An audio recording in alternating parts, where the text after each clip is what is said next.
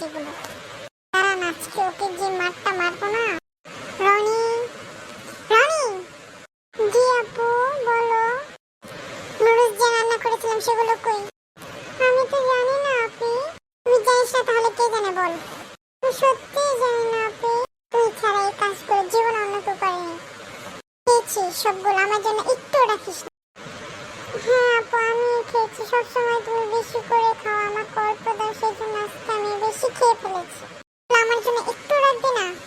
Sorry আপু, আমার ভুল হয়ে গিয়েছে, আমাকে মাফ করে দাও। কখনো এরকম করবো না, ঠিক আছে? সরি। ঠিক আছে যাই, এবারের মতো মাফ করে দিলাম।